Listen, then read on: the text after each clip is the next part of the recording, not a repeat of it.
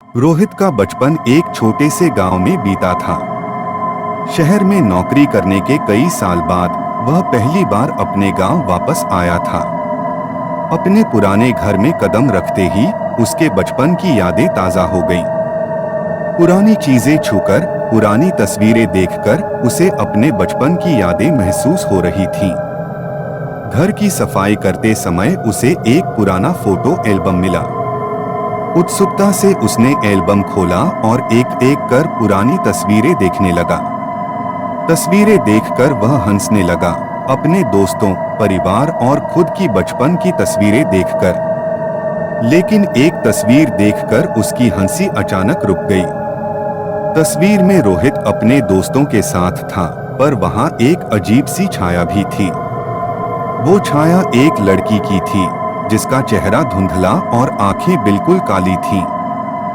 रोहित को याद नहीं आ रहा था कि ये तस्वीर कब ली गई थी और ये लड़की कौन थी। रोहित ने अपनी माँ से पूछा, माँ, ये लड़की कौन है? उसकी माँ ने तस्वीर देखी और अचानक डर से कांप उठी। उन्होंने कहा, बेटा, ये तस्वीर तुम्हारे बचपन की है।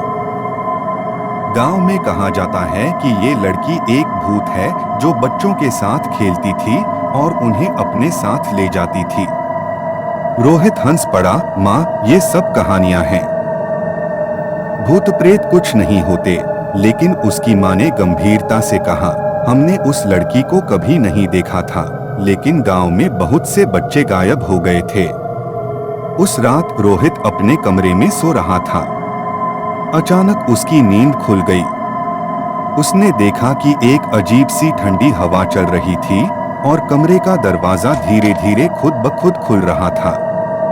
उसकी आंखें डर से बड़ी हो गईं जब उसने देखा कि वही लड़की जो तस्वीर में थी उसके कमरे में खड़ी थी।